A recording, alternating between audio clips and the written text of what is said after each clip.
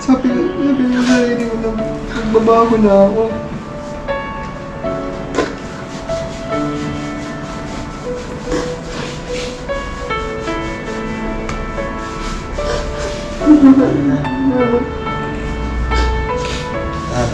Tahan na, ha?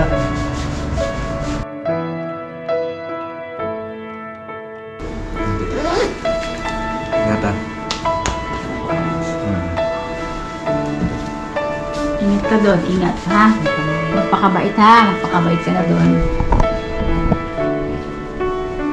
Intindihan mo na si Papa, di ba? Ha?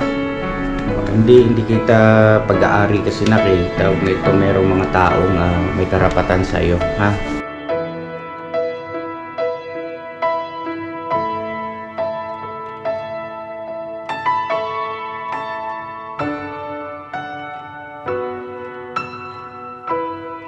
Ha? Bakit mo nagawa yun, Nak? Ano bang may nagawa pa kaming hindi maganda sa iyo? Itong mga kuya mong kagwang may ginawa bang hindi maganda? Overseas. Gano'n pa sa ako. Medyo lakasan mo na yung boses mo. Gano'n pa sa ako. Ha? Tulala. Mas tulog. Tingnan niya ako na. Hintayin na din po kasi. May dahilan. Ano yung dahilan ni Kuya Dexter? Sige, sabihin mo na. Yung nasa Mm-hmm. nagkaroon ng sakit po. Ano sakit mo? UTI po. UTI. Anong kinalaman nun Nak, sa pagkakaroon ng sakit ng UTI? Hindi ka ba nakakaihi rito? Malapit ka may CR. Kasi po nanghihina po ako. Yung unang ko, nanghihina po ako. Yung bago nagkaroon ng UTI, nanghihina po ako. Parang hinang-hina talaga po. Hindi ako makakilos. Hindi ako tulala. Dito sa bahay, may nagkaroon ka ng ganon, UTI? Kasi ganun po yung nangyari po sa akin. Naging tulala po ako. Kasi yung po ako, nagkaroon pa rin po. Nagkaroon din po ako ng umihi ko po, may dugo po. Nasa pa po ako. Anong nasa lasangan ka pa? Tsaka yung nasa Laguna po ako, yung po, sumusuka po ako. Hindi, medyo napalayo na tayo na. Huwag na tayo munang pumunta ng Laguna. Ang tanong ni Papa, bakit mo nagawang sirain yung alkansya at saka tumakas o umalis nang walang paalam? Yun ang aking tanong na. No, doon muna tayo sa alkansya siguro, no? Bakit mo kinuha o winasak yung alkansya at kinuha yung pera? Bakit anong nasa isip mo? Bibili sana po Nang? Pang? Ha? Ano yan? Okay, lakasan mo na yung iyong boses.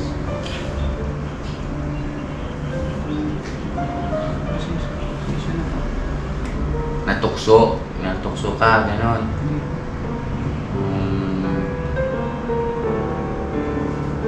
Hindi, wala namang ibang ron, kundi natukso talaga di ba? Kasi alam mo may lamang pera yung Pero Nak, ganito ha, huwag kang mag-iisip na baka mamaya inisip mo galit kami sa iyo o masama ang loob. Ako, si Papa, nasaktan ako kasi syempre, alam mo naman di ba kung gaano ka-special dito sa bahay. At aminado naman ako na minahal ka na talaga bilang anak. At kumbaga yung pangarap mo na-attach na kasi kami ron kumbaga parang yun na rin ang pangarap namin talaga na pagdating ng araw magbibigay ka ng karangalan sa amin, no, na makapagtapos ka ng pag-aaral, matupad mo yung pangarap mo. So masakit yon sa akin, pero hindi ibig sabihin ay galit ako. Iba kasi yun magkaiba yun ha Kuya Dexter, no? Naunawaan pa rin kita. Naunawaan ka namin, no, ni Mama, tsaka ng mga kapatid mong kagwang. Huwag kang mag-isip na galit. alisin mo yan sa puso mo, sa isip mo, na baka galit si Papa, si Mama ka business, hindi ganon. Ha? Dex? So ngayon, ganito, Ate Jenaline, anong plano nyo po sa anak nyo? Sabi ko po sa kanya, sir, doon ka na lang sa probinsya kaysa dito. Sabi daw po niya maglalako ng gulay. Malabo mangyayari, anak, sabi ko. Baka mapahamak ka sa ginagawa mo. Baka babalik ka na naman sa dati mong bisyo. Ayoko na mangyari sa'yo na saktan ka na naman ng ibang tao. Na bugbugin ka na naman dahil nagnakaw ka.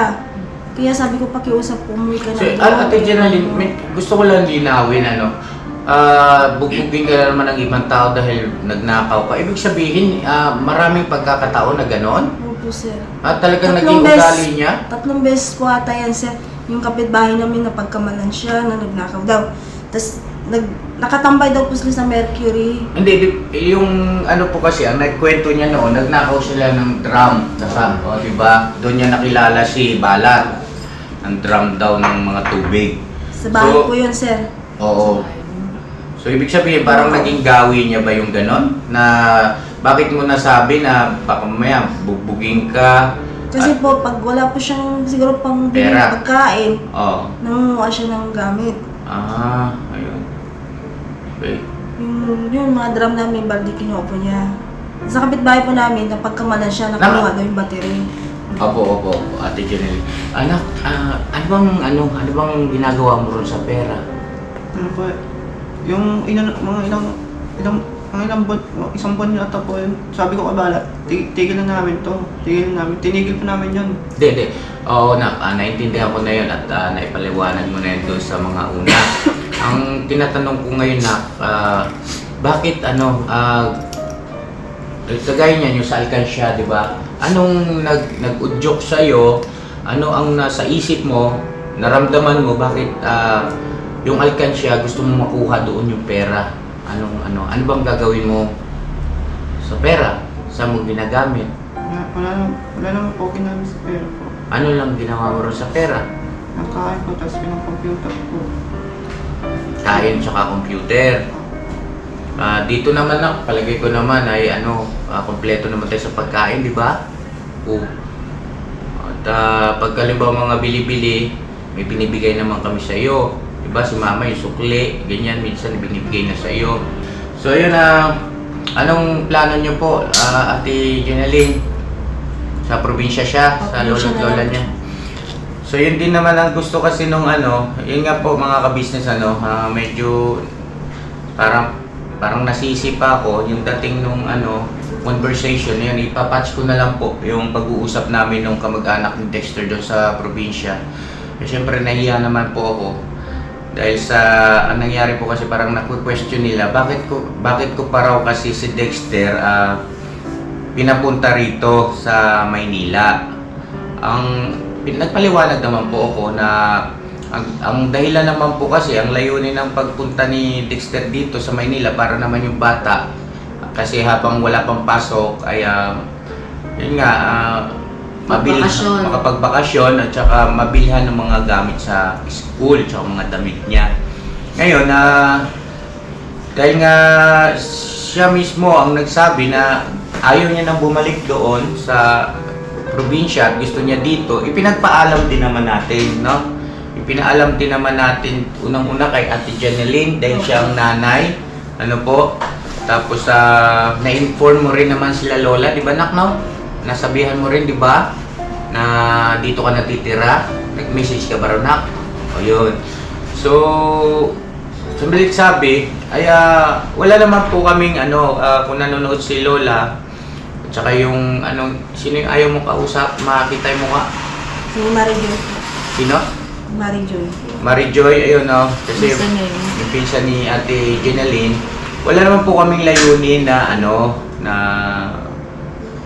para ikasama ni Dexter. Sa amin lang ay nagmamagandang loob po kami at inunawa namin yung bata kasi gusto niya po rito at yun nga, marami rin siyang nasabi na kung bakit ayaw niya raw doon. So kaya nagstay siya rito sa bahay. Pumayag po kami. Ngayon po, dahil nga dyan sa nangyari sa conversation natin dyan, ako po ay, kung sa palagay niyo po ako ang nagkamali, o meron ako naging mali, Lola, paumanhin po sa inyo, no? Pasensya na po kayo la. At malinis naman po yung aking puso na wala po kaming layuning ikakasama ni Dexter, kundi pawang sa ikabubuti, maging maayos, at magkaroon ng magandang kinabukasan. No? Yun lang, Lola. Pasensya na po kayo sa nangyari. At pare-pares namang hindi natin inaasahan po Lola, kahit kami, nabigla din po kami. Ngayon, dahil yun ang ini-insist nyo po, yun ang gusto ninyo, ay naunawaan ko po. At syempre, alam ko rin naman po kung saan ako nakaposisyon. Ako naman po ay hindi naman kamag-anak ni Dexter. At ang katotohanan, kayo po talaga ang may karapatan. Unang-una yung nanay, tapos kayo na mga relative ni Dexter, kung ano yung decision nyo po. At ginagalang po namin yun, Mrs. Ka-Business. So yun po, mga ka-business, ipapatch ko na lang po yung naging conversation namin nung pagtawag nung kamag-anak ni Dexter. Nag-video call po. Ipapatch ko na lang po yun, no? Para at least mas maging malinaw, lalo na sa kapakanan ng ating mga viewers din. So yun, Dex, yakap na pa. Ayaw mo na akong yakapin. Ayaw mo na yung makap sa akin.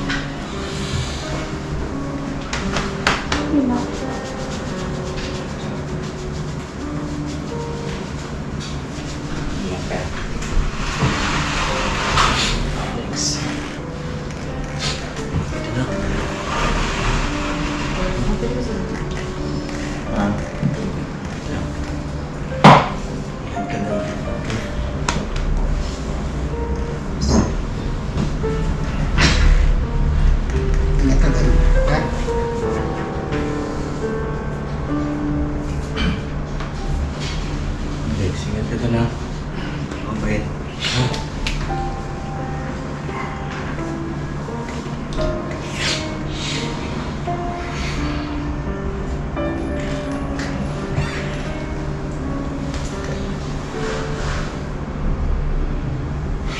Pala, Ate Gina Lynn, kay Mama, di ka ba yakap na? Ha?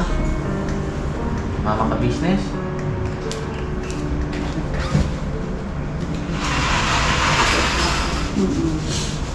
So, kung may pagkakataon ka pang mag-aral doon, mag-aral ka.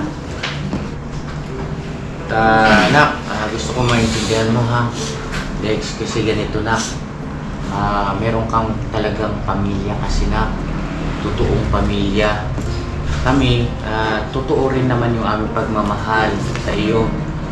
Totoong pamilya rin kami, pero hindi yung ibig sabihin ay may karapatan kami sa iyo kung anong na magdesisyon tungkol sa iyo. Hanak, wala kasing karapatan si Papa. Wala kaming karapatan nak Ang may karapatan si Mama mo at saka yung mga lola mo, no? Tuloy mo na ka kung magtatampo sa akin. Ha? At wala kaming sama ng loob doon sa nagawa mo, naintindihan ka namin, ha? Yun, sana maintindihan mo yun na kahit gustuhin ni Papa, kaya lang wala kaming karapatan na wala kaming karapatan. Kagaya nga niya na yung pananalita ng kamag-anak, yung lola at saka ng tiyahin. Anak ka?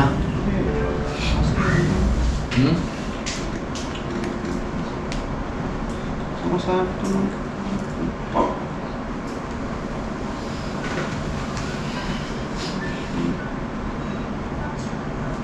Kasi sana maisip mo kung gugustuhin ka man namin ng tirito pa, tapos andito naman yung Nak, may ano kami, tsaka hindi yun nak, may mababiolate kaming batas na may papananagutan kami sa batas. Huwag mo kaming ilagay sa ganong sitwasyon, ha?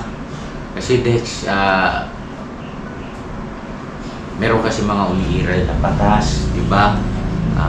Batas pang-tao, di ba? Yung human rights, mga ganon.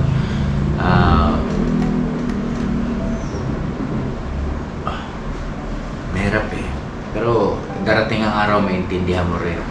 Tsaka pwede ka naman bumisita rito. Pwede kang bumisita rito. At syempre, magkukumustahan pa rin tayo. Tatawag pa rin kami sa iyo pag nandun ka na. Wala akong karapatan sa inak eh. Merong lolo, may lola, andyan ang nanay, ang tatay mo. Diba? Buhay ang tatay mo na kasi. So yun siguro tama na ito. Na ano na ako eh. Sakit. Ayaw kasi po. Ha?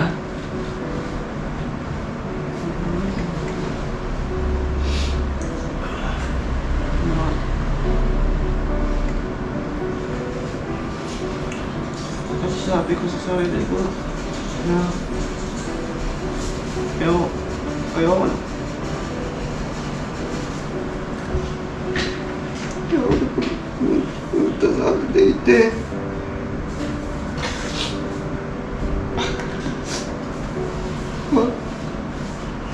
Sabi ko sa sarili ko na magbabago na ako.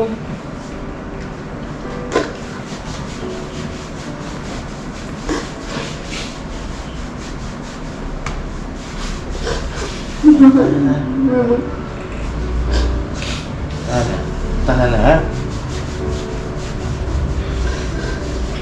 Tahan na lang. Hirap kasi ako pag-aaral na mahal ko na.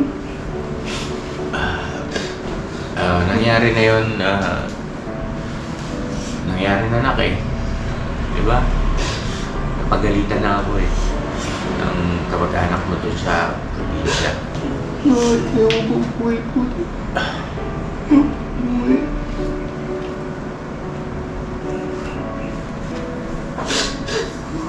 Buhay. Hindi ko magpapako.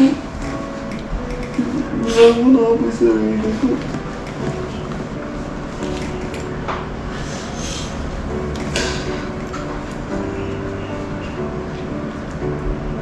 Saka isa pa na, sana maintindihan mo, malaki kasi ang magiging pananagutan ko kapag halimbawa hindi ko pinagbigyan yung mga kamag-anak mo, pag hindi ko sinunod, malaki ang magiging pananagutan namin mag-asawa. At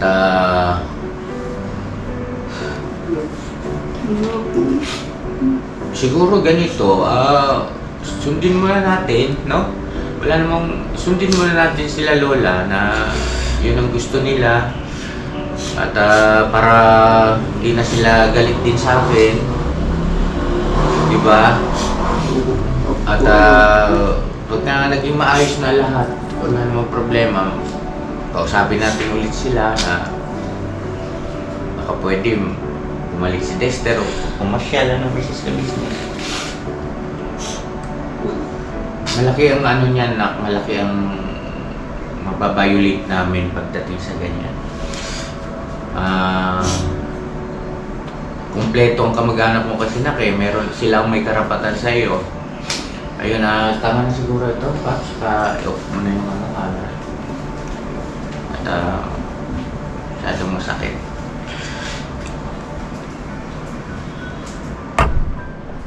Ngayon daw na, sabi ng asawa ko, sinayang mo na yung pagkakataon. Gusto nga sana niya magiging kagwang dito eh. Kung pwede. Ano yun, Ate Jeneline? Kung pwede daw, mag-apply daw po siya maging kagwang. Sino po? Yung asawa ko po. Kasi nakikita po niya yung mga kagwang dito eh. Nanonood din po siya. Masaya daw po. shoutout mo yung asawa mo. Shoutout pala din sa asawa ko. Pero yun, Ate Jeneline, pasensya na po ha. At okay na po ako sa kanila. At wala na po akong balak magdagdag ng kagwang. Po, sige. No, shoutout na lang dun sa iyong asawa at salamat ka mo sa suporta. No, salamat. So yun Ate Jeneline, mga ka-business, meron po kasing savings, di po ba si Dexter, nung sahuran ng mga kagwang, nagbigay ako sa kanya ng 3,000 pesos. Tapos si Papa Dins naman ay 2,000 pesos. So bali may savings siyang, yung sa amin lang, sa pamilya ay 5,000. Ngayon, meron yatang nagpaabot pa na magkano ba yun, Mrs. Ka-Business? Yung kay Sir Marco po, pinabot po niya dito kay Papa Dins po. Nagpabot siya ng 1,000 pesos.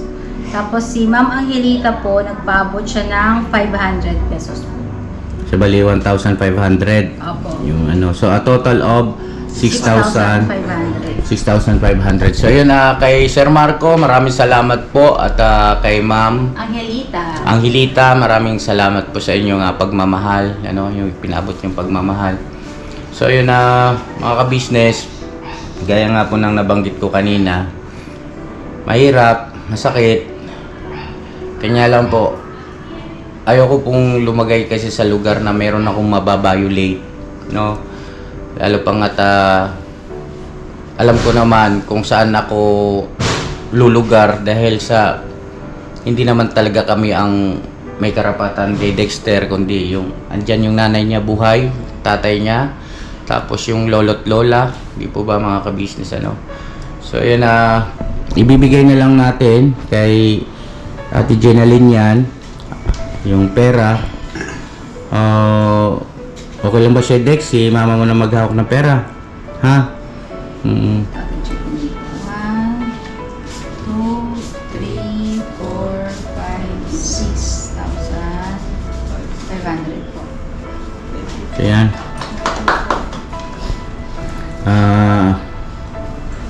Dex, mag-iingat ka. Tapos sa Ate Jenaline, huwag pabayaan yung bata. Ako na bahala. Kumusta mo na lang ako doon, ha?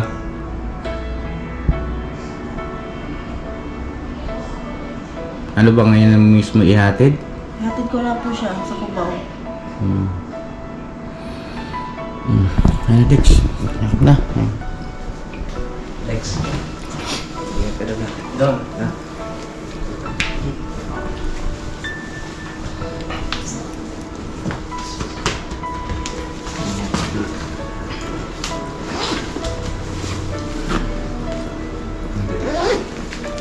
Ingat, ha? Ingat ka doon, ingat ha. Magpakabait ha, magpakabait ka na doon. Intindihan mo na si Papa, di ba? Ha?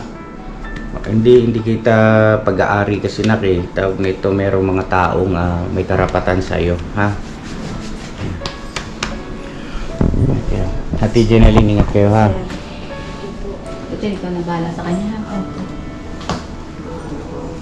Thank you mga kuya Tagbuan. Ingat po. Ingat ka doon, Dexter. Tatawag pa rin ako si Nak, ha? Mangungumusta pa rin kami sa iyo.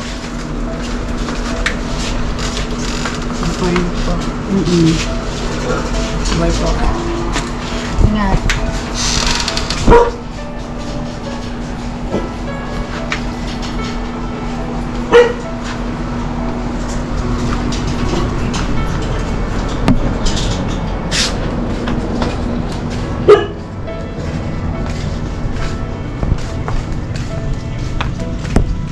Dex!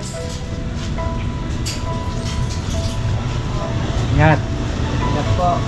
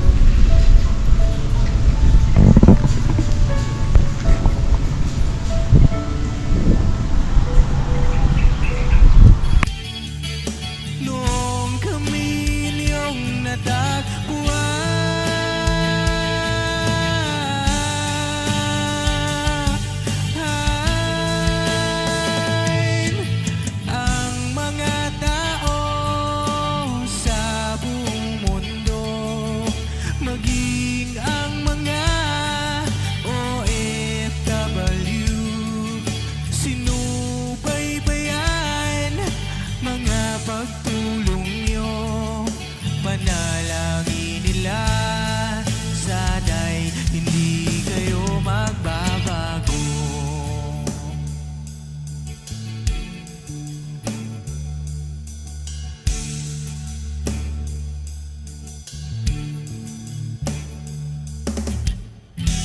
Papa Dins TV naman, scholarship ay nasimula sa mga nais mag-aral. Pag-aaral ay pahalagahan upang kayo'y magtagumpay.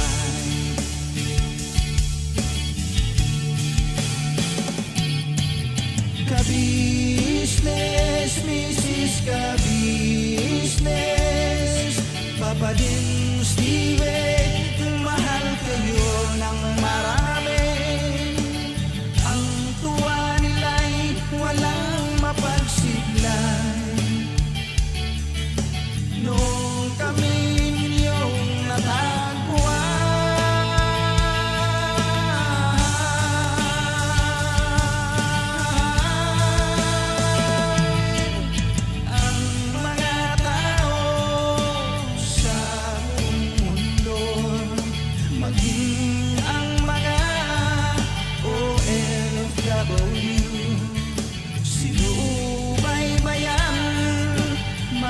pagtulong nyo, panalangin nila, sana'y hindi kayo magbabago.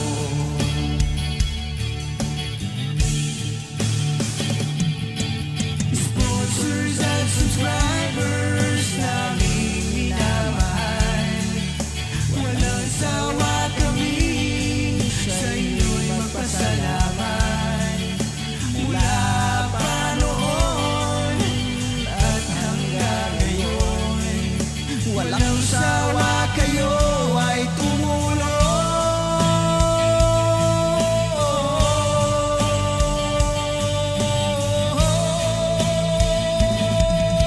Ang mga tao sa buong mundo, maging ang mga OFW, sinubaybayan mga pagtulong nyo, panalangin nila, sana'y hindi kayo magbabago.